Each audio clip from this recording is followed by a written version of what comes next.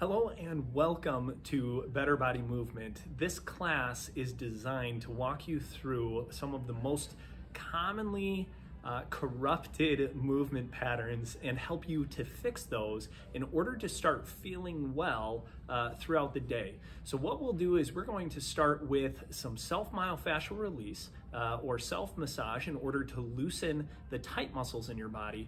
Then we're going to get into a workout routine that actually will teach you how to completely change the way that you move in order to feel well. I'm excited that you've joined us. Please like this video or subscribe to the channel. If you subscribe, you're going to get notifications of when we do go live, as well as any new videos that we post. So you do those right now, that way we make sure we have them done.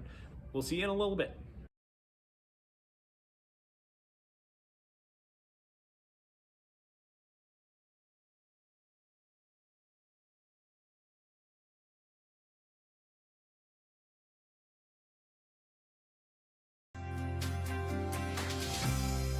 The head, neck, and shoulders are intricately connected by several different muscles. The most superficial muscles being the upper trap, middle trap, and levator scapula. The brain communicates with these muscles through the 11th cranial nerve and the nerves at C3 and C4. These muscles contract the shoulder towards the neck, which causes pressure on the upper part of the vertebrae, creating tension and pain. The muscles that are much deeper are the transversospinalis and splenius capitis. The nerves that innervate these muscles are found from the C1 through the C6. These muscles connect the head and neck, which means looking down, like reading, computer work, or especially phone or tablet work, can cause problems. Start in a side-lying position with a foam roller between the neck and shoulder. Use your top leg to press into the floor, rolling your body up, which will create pressure downward through that shoulder.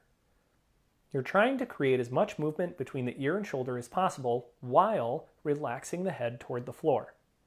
You may increase the intensity of work by rolling the foam roller up and down using your hand.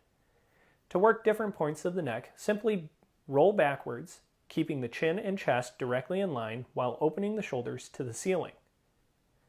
An additional way to create greater intensity is by creating a saw-like motion, pulling the end of the foam roller toward your neck and then relaxing. You need to allow yourself to relax during the saw-like motion to break down the muscle tissue in the upper trap and neck. Continue to change the position, working the areas that are most tender. If you are tensing your body, it is not helping. My recommendation is to continue this work anywhere from 2 to 3 minutes on each side before moving on. A common headache that comes through my door is when someone comes in and paints across the forehead the pain that they feel. Commonly, it's also associated to have eye pain with this sort of headache. The muscles typically causing this headache are actually on the back side of the head, and they are called the occipital muscles. When the occipitals get extremely tight, they pull on the back of the head over the top of the head, creating the tension and pressure you feel in the forehead.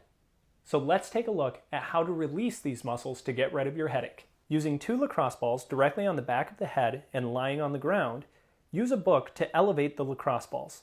You're going to press down into the lacrosse balls and move them around the back of your head until you find the part that is most tender. At this point, you're going to begin pressing your head down into the lacrosse ball as hard as you can tolerate. This pressure should recreate the headache that you commonly feel across your forehead. Continue this pressure for 30 seconds. I will continue to talk you through the 30 seconds here. Do not let up on your pressure. Continue to push as hard as you possibly can in the occipital muscles in the back of your head.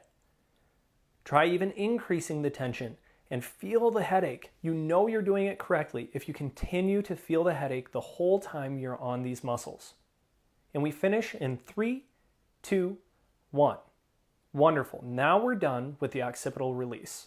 Next, we're going to be working on the atlantoaxial junction and the rest of the cervicals.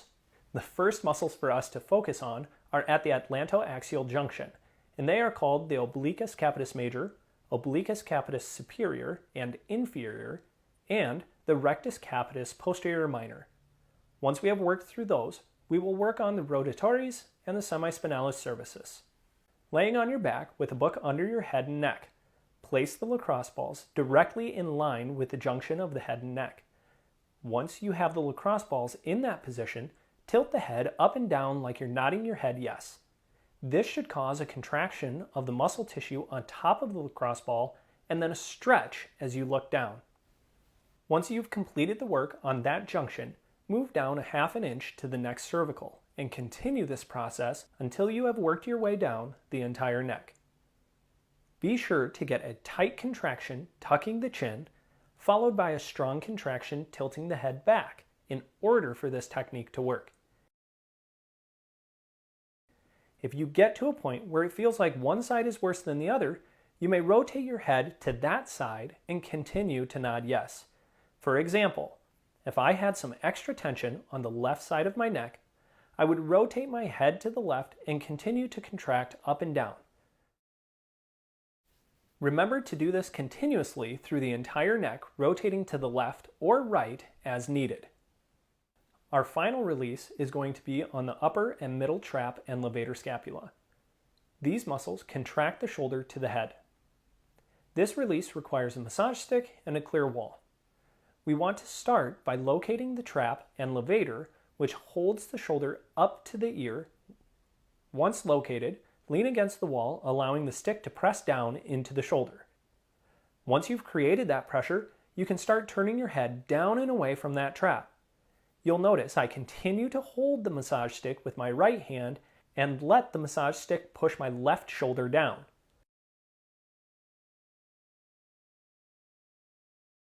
Continue to create this pressure until your shoulder feels relaxed.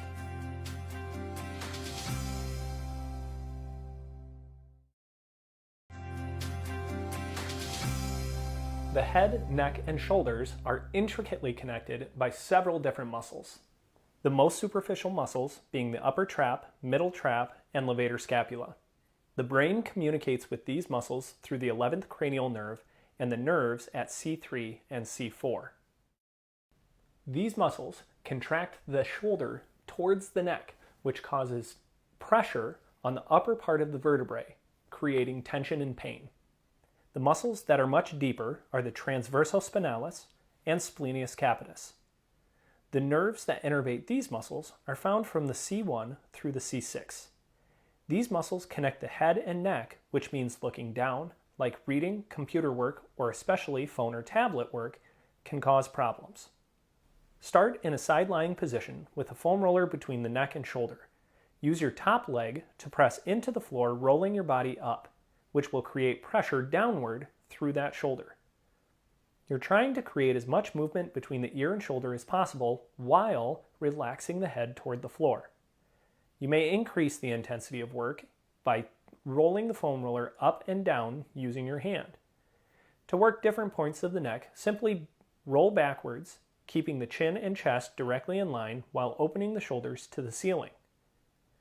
An additional way to create greater intensity is by creating a saw-like motion, pulling the end of the foam roller toward your neck and then relaxing.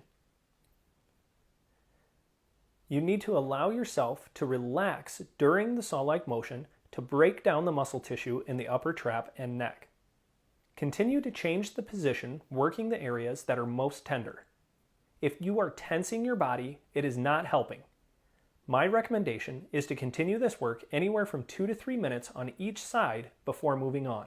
A common headache that comes through my door is when someone comes in and paints across the forehead the pain that they feel. Commonly, it's also associated to have eye pain with this sort of headache.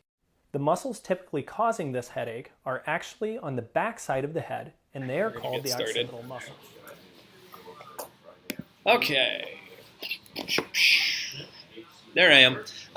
Good morning, ladies. Chris, Gail, good to see you. Chris, that's fine if you've got to run, kind of do this core later, but I did see your question about Carol. Thus far, all I know is it did go well. She did say things went exactly like they were supposed to. So then I think actually this week she has an appointment set up with Tim, so I'm sure I'll get to see her in passing as we go through. So I'll get more updates as we can through that. We have one more week until Sky's planned transplant starts to go through. So just in preparation for the family, praying for strength over them when they start this process, because like everything that they've been doing, it's a awesome up and then a rough low, and then an awesome up and a rough low. So right now I feel like they have this really good up as far as time with each other and being able to spend that with each other well before she goes back into the really tough stage of waiting for the transplant to take. So be praying for them. Haven't heard from Lois. I'm assuming everything there is progressing well with Erin as far as her foot and ankle. So keep praying for healing over her. And he said that the swelling has gone down so much in her foot. It was really Good. So Marcia had talked to Randy on Sunday, and he said the swelling already has gone down considerably. So that's good, because then maybe she'll get some of that mobility started going in her ankles, or her ankle all over again. So we'll continue to pray for Lori and her mom, Ethan, with his stage 4 liver and bile duct cancer. My friend's wife, who has been diagnosed with breast cancer, and they're treating in a natural sense, not doing chemo, radiation, any of that stuff. So continuing to pray for all of them. And then Barb and Tom continue to pray for their health and wellness as they go. Our verse of the day, I find this to be a really fun and challenging verse simultaneously. For to us a child is born, to us a son is given, and the government shall be upon his shoulder, and his name shall be called Wonderful Counselor, Mighty God, Everlasting Father, Prince of Peace, Isaiah 9:6. So we hear that a lot, like with the Christmas story especially. But I think what we fail to recognize is in the Jewish faith, this was a lot of what they used when when Jesus was considered the Messiah as he was alive. They considered he was supposed to be the one to reign in the governmental entity of this world. The Jewish people really thought he was going to overthrow the Roman government and establish the Jewish nation as the ultimate nation, right? So I find that to be really a powerful thing to think about with this verse, because he elected to not do that in order that all things would be subject to him again. Can't hear me. I don't know why that would be. That's not muted. Can you hear me now? Can you hear me now? Tim hears me just fine. I think maybe that'll do it. So, yeah, that's a good good verse of the day, because he just, Jesus, when he was, proclaimed as Messiah, they thought he was going to take over the government, and he elected not to, in order that all things would be subject to his authority when God chooses the appropriate time for him to take over and rule all things for eternity. So I just think that's really a powerful and cool thing. So Gail, did you guys hear anything about our I dedicates? I didn't realize the volume was turned down. But anyway, if you guys didn't, Carol, the surgery, Gail heard it all. So I don't know what that was. Chris, can you hear me? Maybe that's why she logged off and logged back on. You didn't hear it. Okay. So Carol's doing well, as well as I think she can be. She said surgery went fine, everything went well, and then she'll be in this week to see Tim already. So that's going to be really good for her. And then also Sky, her transplant is next week, so be in prayer for her family just as they prepare for that, to enjoy the time they have right now before this next round of kind of tough stuff is going to be taking place. So that'll be really good. Yes, yay for Carol. So we're really hoping, I'm sure Tim's going to get her on her feet right away. Things are going to be progressing and moving. Jacob, do you have Carol Bird, or does Tim have? Tim does. Okay. Yeah. So I'll be checking in with Tim when she comes in and see how she's doing. So I'll let you guys know.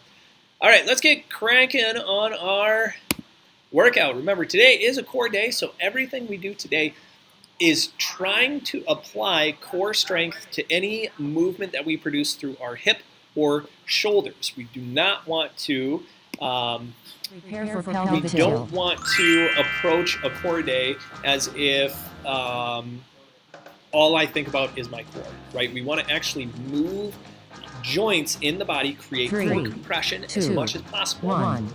Pelvic tilt.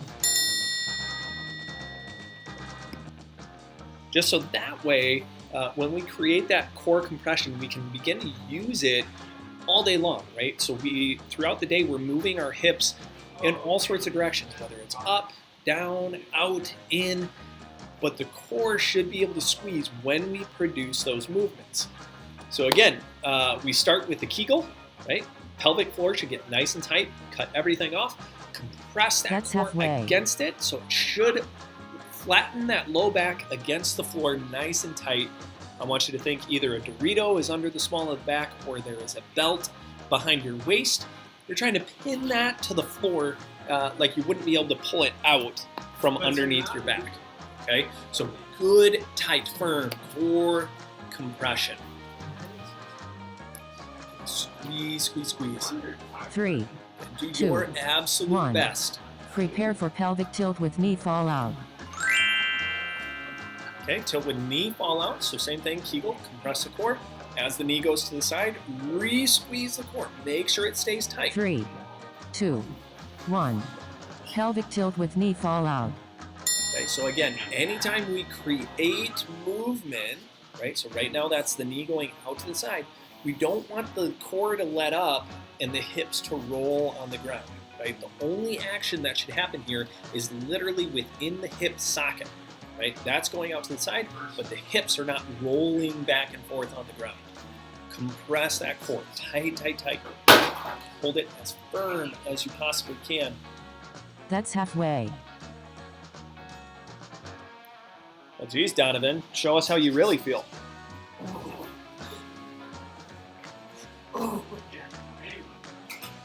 Good, ladies. Again, do your absolute best. Core compress, tight, tight, tight, tight.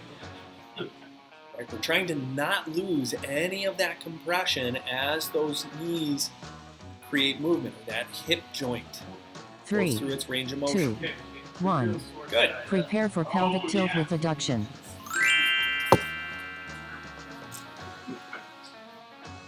Okay, here we go.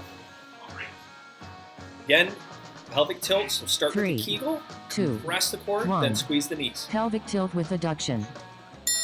Okay, when you release the knees, you should tell yourself, re-squeeze the core, right? Because as we let go of those knees, we need to compress that core.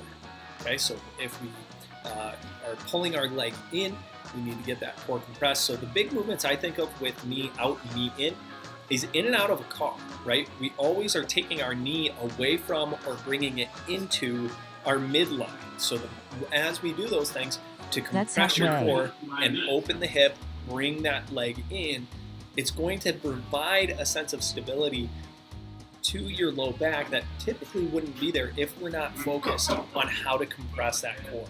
Okay, so again, re-squeeze, compress, tight, tight, tight, doing your absolute best through it.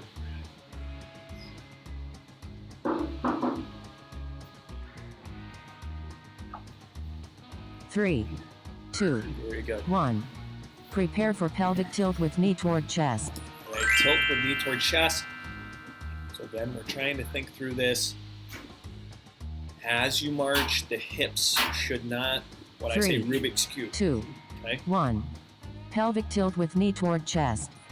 Feel any sort of shift in the hips, that's bad. We want the core so tight as you make that action of bringing the knee up towards the chest and back down, that nothing changes. Nothing should change in the core. So again, compress like you're trying to flatten that belt into the floor. Don't let me pull the belt out from under your back. If I was able to pull that out real easily, obviously we're not compressing and bracing that spine the way that we should. Okay? Again, your butt cheek should be shut off right now. You're not using your hips. You're not pushing into the floor with your feet. Should be all in the core. Tight squeeze. Real firm compression, doing your absolute best, your best. Very good. 3, 2, 1. Prepare for pelvic tilt with bridge. Awesome.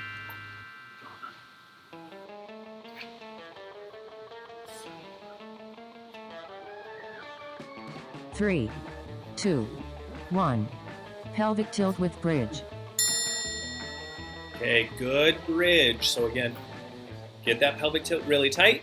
Squeeze your butt cheeks this one to lift the hips. Remember, we're not driving the hips through the ceiling. We're not trying to lift too high, but we want to maintain that core compression as we go up.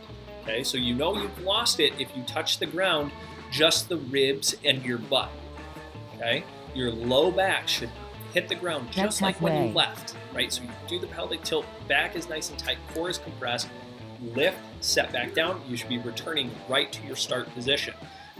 If every time you lift, you feel you return and that low back just is not staying on the ground, don't lift so high. Just go 1 to 2 inches and then set down. Make sure you can keep that compression through even a 1 to 2 inches, right? Do your absolute best through the movement. 1. Prepare for shoulder drops. Very good. Okay, here we go. Shoulder drops. Remember, compress your core. Get those shoulders down and out of your ears. 3, Squeeze 2, nice and tight. 1. Shoulder drop.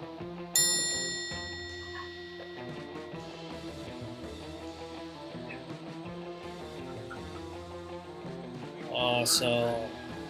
Squeeze, firm, firm, firm.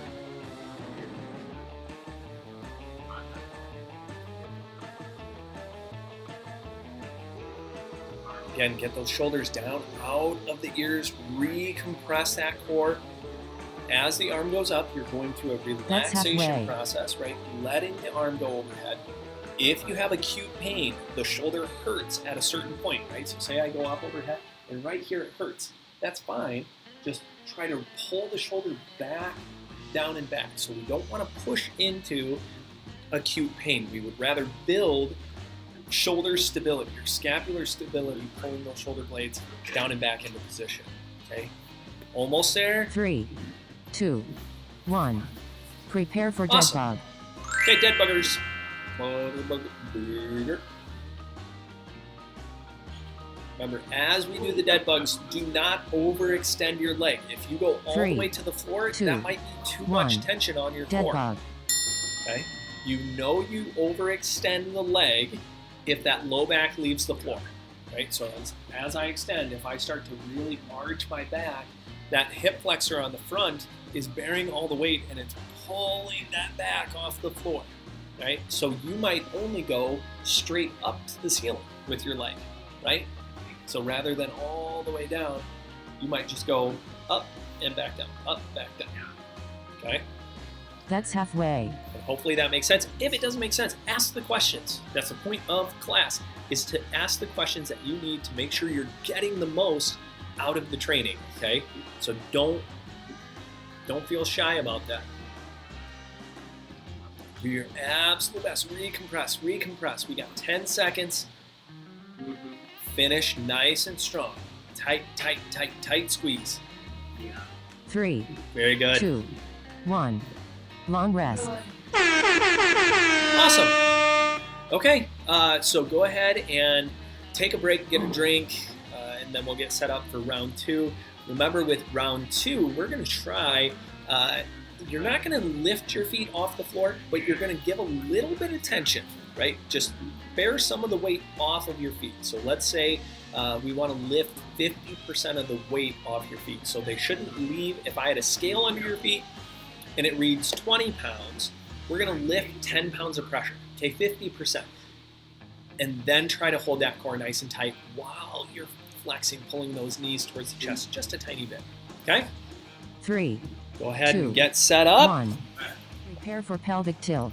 We got 15 seconds, then we'll get going again. Okay, so again, do your Kegel. Pelvic tilt, core compressed nice and tight, pin that belt to the ground. 2, 1. Pelvic tilt. Then once you get that belt pinned to the ground, that's when we do just a tiny bit of lift. Just see if that hip changes, right? When you start working towards lifting both knees simultaneously, what'll happen is you're gonna feel this tension trying to arch your back like this. So squeeze really hard through your core to keep that back flat against the floor, okay? Tight, tight, tight. Again, always doing your best. Okay, and your point of challenge might be just 10%, right? Pulling 10% of the weight off your feet. So it's whatever the challenge is for you to where it really forces that core to stay tight and we don't see a change in that low back. Very good, 7 seconds. 3, 2, 1. Prepare for pelvic tilt with knee fall out. Awesome. Tilt with knee fall out.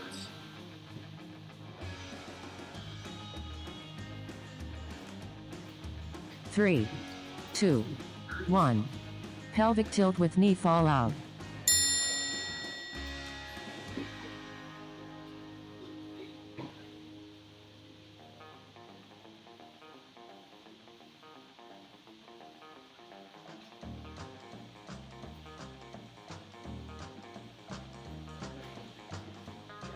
Well, it's Ram's interesting after he got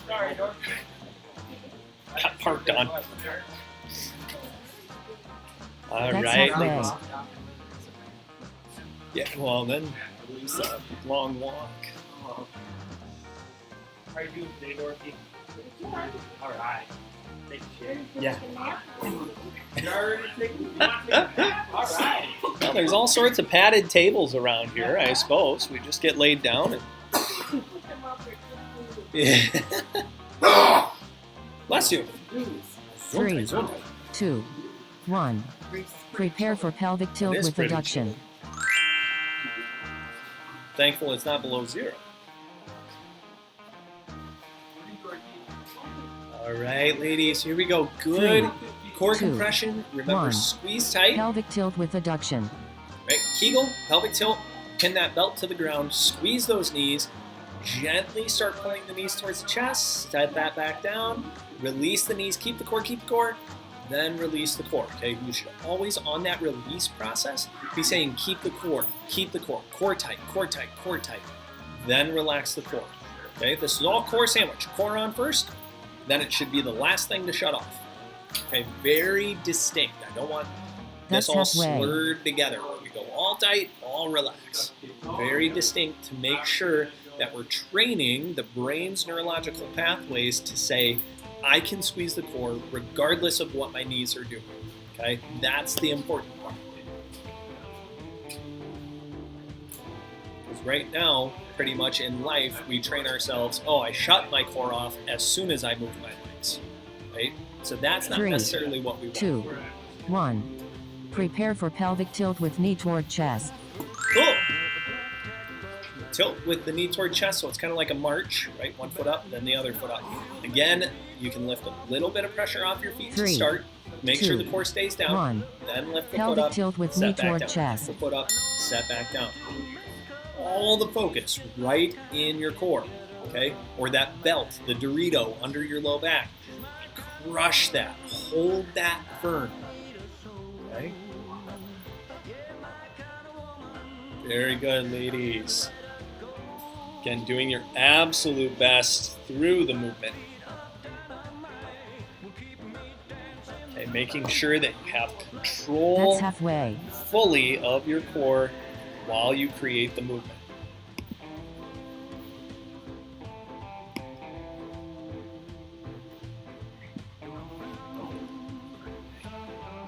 Press tight, tight, tight, tight.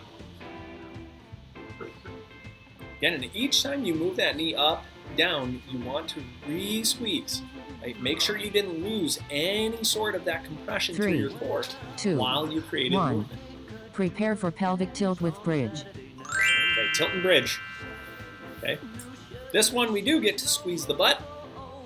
You should pinch it really tight. Remember, feet shoulder width or maybe even 3, a little wider. 2, 1. Pelvic tilt Really with want you to bridge. be thinking, keeping those knees over the feet when you lift, okay? I don't want you all smashed together in this, but those knees out, really squeeze the hips through the butt cheeks, right? Pinch that penny. There it is, the old Donald Duck penny, right? That's what we're trying to make. Flatten it. That's what we want.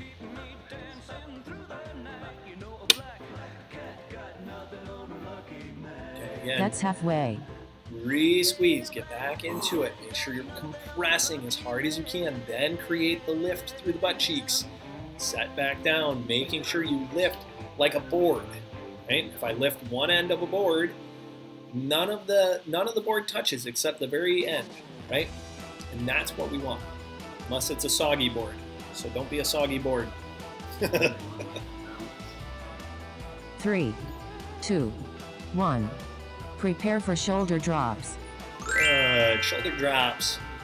Again, this is relaxation.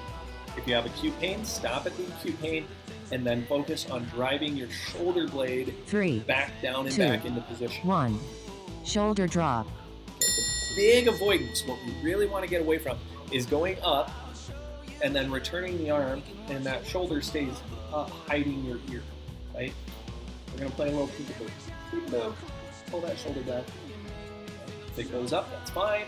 On the way up, but on the way down, pull the shoulder out of the ear. Again, re-squeezing the core as well. Still a core routine. That's halfway. Big avoidance is usually with restricted range of motion, we see a change in the ribs to try to get more range of motion, right? So if my arm naturally stops here, I might be able to think, oh, I can go farther and then change the position of my ribs. Yeah, your hand went higher, but you didn't change the shoulder position. It all came from the ribs. So that's what the core is doing. The core is going to keep the ribs down, and then you 3, just go to that end 2, range of motion. 1. Prepare for dead bug. And that's what we want. Dead bugs.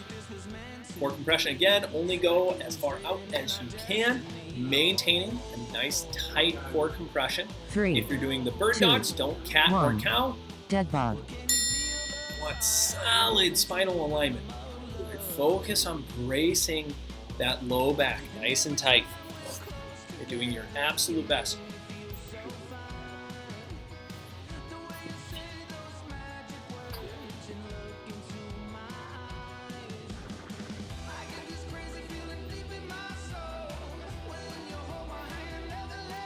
Good core compression.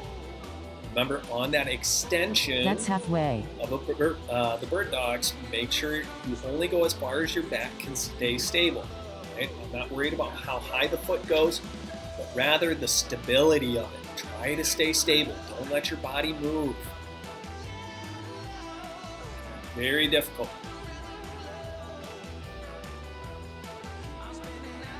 Good compression. Tight, tight, tight. 3, 2, 1. Long rest. Awesome.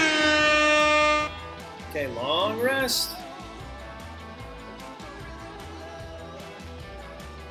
All right, last round. If you can, the challenge is try to hover your feet off the ground. Okay, so you're going to compress that core, lift the feet a tiny bit, hover off the ground, and then we're going to create whatever movement it is from that position. Now that again is a goal. If you cannot do that right now, that's fine. Peel as much of your feet off as you can, right? Lifting just as much as you can, being able to maintain the spinal brace. 3, 2, 1. Prepare for pelvic tilt. Okay, get ready to go. Last round. I want your absolute best through it. Absolute best. 3, 2, 1. Pelvic tilt. Good pelvic tilts. Compress that core. Remember, as your knee moves, right, as you lift those knees, make sure this does not change. If you feel the low back lift off the ground, you're lifting your feet too much, right? We shouldn't compensate just to try to get the feet off the ground. We want as solid bracing as we possibly can get. That's halfway. Good, good, good. Core compress, tight, tight, tight. Squeeze firm. Awesome work, ladies. Almost there. Again, do your absolute best with each and every movement. 10 seconds.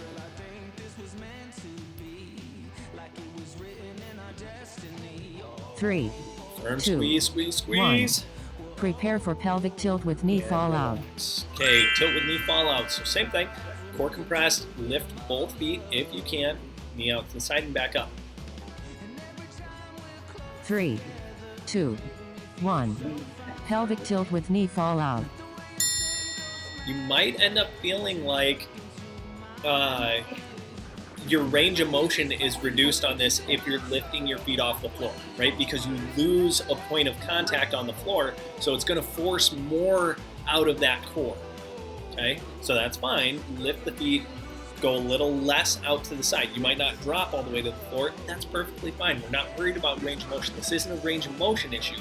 This is a stability issue That's in the halfway. core. So get as much stability from here as you possibly can. It's not about the movement. It's actually 100% about the lack of movement in the core. Right? It should be solid, should be firm, brace, tight, tight, tight. Don't let those hips shift on the floor at all. Or the pelvis. Don't let the pelvis shift back and forth. Hold 3, tight, compress 2, it hard, hard, hard, 1. all the way through. Prepare for pelvic tilt with adduction. Awesome. Tilt with adduction. So again, remember, compress that core, squeeze the knees, lift the feet, set the feet 3, down, keeping the core, 2, release 1. the knees, release the core. Pelvic tilt with adduction. Core tight, Kegel, compress, knees tight, firm, firm, firm, lift the feet, set the feet, keep the knees and core, release the knees, then release the core. Okay, it should be like a solid 10 seconds to do one repetition, close to that, if you really are getting your holds right. Okay, squeeze, firm, firm, firm, firm, as hard as you can. And remember, Kegel, compress, crush that Dorito on the floor as hard as you can. Grind it back to cornmeal and MSG. And that's my plug at Core Eating Habits.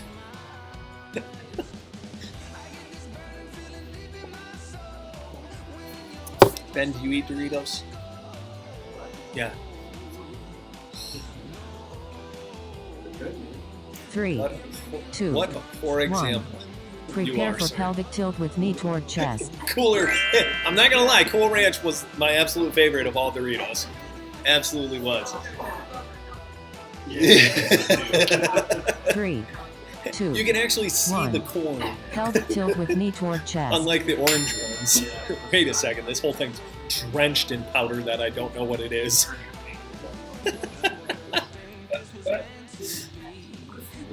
All right, good, good, good, ladies. Remember, as we march those feet, if you're really going after this and trying to hover both feet, make sure they hover 1 foot at a time. 1 foot comes up, back to a hover. You might set them down, go to a rehover, then do the other side, or you can re-squeeze the core, try to keep the hover, and do the other side. Either way is fine by me, but do what you need to make sure this is a big challenge. It should be hard, difficult to hold that core in place. Okay? Good. Yeah, Marsha. She's making it look hard at least. It's looking real difficult. But very good. Continue, 2, continue. 1. Compress, hold. Prepare for pelvic tilt Awesome. with bridge. Okay, tilt and bridge. So remember, use the butt cheeks nice and tight. You're trying to clench that penny, flatten it as much as you possibly can using those hips. 3, Feet shoulder 2, width apart or 1. a little wider if we tilt can. with bridge. Okay? Here we go. Good pelvic tilt. Squeeze nice and tight. Hold firm through the core. Pinch the butt cheeks. Lift. Set back down. Then release the core. Okay? Re-squeeze the core. Squeeze those butt cheeks tight. Lift up. Pressure should go straight to your shoulders. Right into the floor. set back down. If you want, you can just recompress the core, lift right back up. You might be able to move through these a little bit quicker if that core That's is staying halfway. on every single time. And very good. Again, doing your absolute best.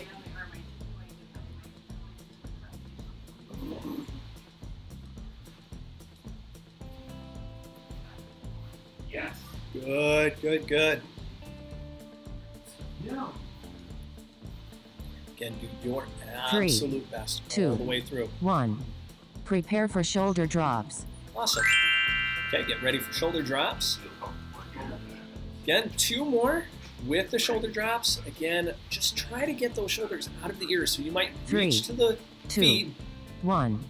Shoulder drop. and then pinch those shoulders back. Really try to pinch a penny between your shoulder blades, but also get them out of the ears. Okay, we're always returning to that position in our scapulas, right? We don't want to be here, up and forward. We want down and back, right? All the while, compress that core, re-squeeze, right? We're really vulnerable here because the arms are up. So imagine that Jonathan, you take care. 8-pound That's bowling halfway. balls dropping on your stomach. That's a good thing to imagine. Yes, I can't wait to get squished by a bowling ball. Yeah, you could use it too, sir. Drop those bowling balls. They don't bounce. They don't. Well, it depends on how you have your stomach. Oh, We that's where you're dropping it. We squeeze it tight enough, it's gonna bounce right 3, off of there. 2, 1. Shall I bring one? Prepare for dead bug. Yeah, I'll drop it all day long on you. All right, here we go. Last one, ladies. Do your 3, absolute best. 1. Dead bug. Remember, no matter what you're doing, dead bug, bird dog, it is about spinal positioning, right? Compress, hold, brace that spine really tight in your lumbar. Okay, core compressed, hold firm. Bird dogs, just focus on that balance, trying to maintain your position, right? We don't want to hike the hips, rotate our bodies, but rather frame it in the position that you start in. Keep it, and then return. That's halfway. Good, ladies, almost there. Finish nice and strong. Right, with your dead bugs, you might have to reset. That's fine. Make sure you re-squeeze that core. You might only be able to do one extension both ways. Reset, re-squeeze that core. Do an extension, come back, re-squeeze that core. All the way through, ladies, 10 seconds. We're almost there. Finish strong. Core compress, core compress, core compress. As hard as you possibly can. 3, Get all the way through. 2, 1. Long rest. Awesome.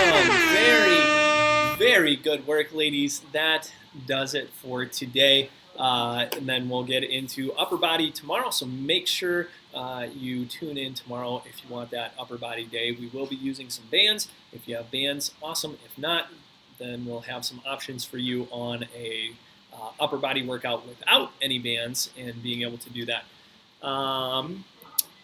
Thanks, good class. No, thank you, Gail, for being here. We love seeing you in class and getting that workout in. We have more head neck release, so headaches, neck issues for our SMR video to finish. Remember, do the video. Be preventative as much as possible with your muscle tissue. Tight areas need to be released and relaxed. There's rarely a time when we get to a point the muscle tension is tight or excited. We might use that term. The muscle tissue gets excited. That doesn't change without really some sort of pressure through or being able to activate and relax that tissue. And we just find that usually the activation one is a lot harder because we don't know how to activate some of those smaller muscles. So getting a lacrosse ball, a massage stick, or a foam roller to do some of that work to create the change in that tight muscle tissue for us is a lot more beneficial. So stick around, hang out, and check out the SMR video for the neck, shoulders, and our neck and headaches. If that is not you, say you do have something else, like maybe you got a sciatica thing going on right now, make sure you go to the dashboard, jump on that video, get it done right now, and then work your way through. I'll talk to you guys tomorrow. Have an absolutely wonderful day. I'm here to help you move well so you live well. The head, neck, and shoulders are intricately connected by several different muscles. The most superficial muscles being the upper trap, middle trap, and levator scapula. The brain communicates with these muscles through the 11th cranial nerve and the nerves at C3 and C4. These muscles contract the shoulder towards the neck, which causes pressure on the upper part of the vertebrae, creating tension and pain. The muscles that are much deeper are the transversus spinalis and splenius capitis. The nerves that innervate these muscles are found from the C1 through the C6. These muscles connect the head and neck, which means looking down, like reading, computer work, or especially phone or tablet work, can cause problems. Start in a sideline position with the foam roller between the neck and shoulder. Use your top leg to press into the floor, rolling your body up, which will create pressure downward through that shoulder. You're trying to create as much movement between the ear and shoulder as possible while relaxing the head toward the floor. You may increase the intensity of work by rolling the foam roller up and down using your hand. To work different points of the neck, simply roll backwards, keeping the chin and chest directly in line while opening the shoulders to the ceiling. An additional way to create greater intensity is by creating a saw-like motion, pulling the end of the foam roller toward your neck and then relaxing. You need to allow yourself to relax during the saw-like motion to break down the muscle tissue in the upper trap and neck. Continue to change the position, working the areas that are most tender. If you are tensing your body, it is not helping. My recommendation is to continue this work anywhere from 2 to 3 minutes on each side before moving on. A common headache that comes through my door is when someone comes in and paints across the forehead the pain that they feel.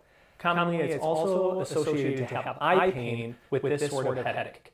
The muscles typically causing this headache are actually on the back side of the head, and they are called the occipital muscles.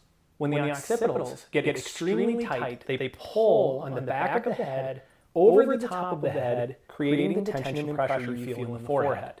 So let's take a look at how to release these muscles to get rid of your headache. Using 2 lacrosse balls directly on the back of the head and lying on the ground, use a book to elevate the lacrosse balls.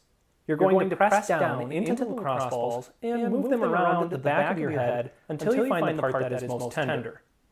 At this point, you're going to begin pressing your head down into the lacrosse ball as hard as you can tolerate.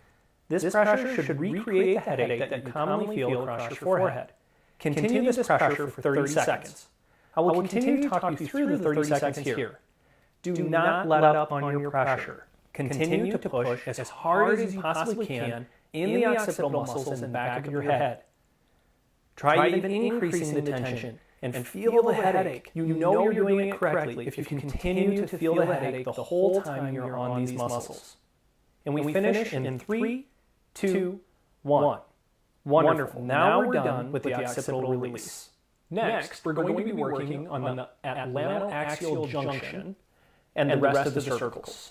The first muscles for us to focus on are at the atlantoaxial junction, and they are called the obliquus capitis major, obliquus capitis superior and inferior, and the rectus capitis posterior minor.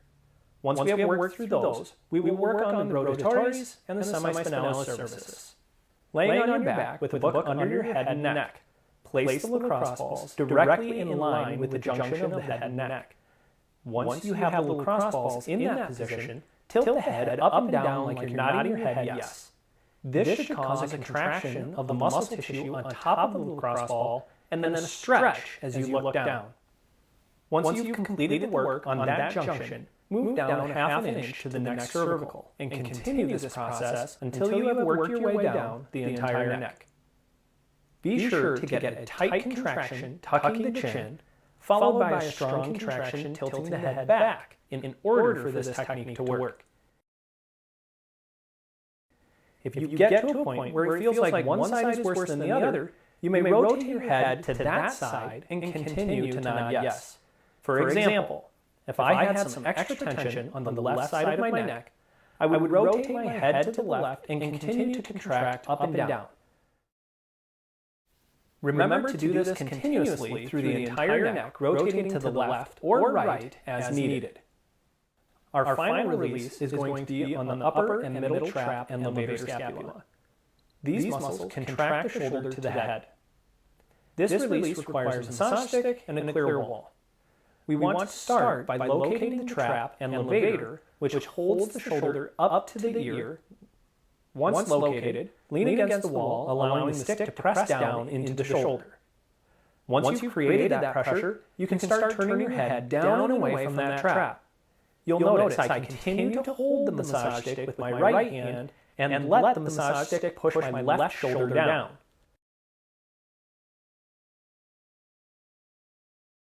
Continue to create this pressure until your shoulder feels relaxed.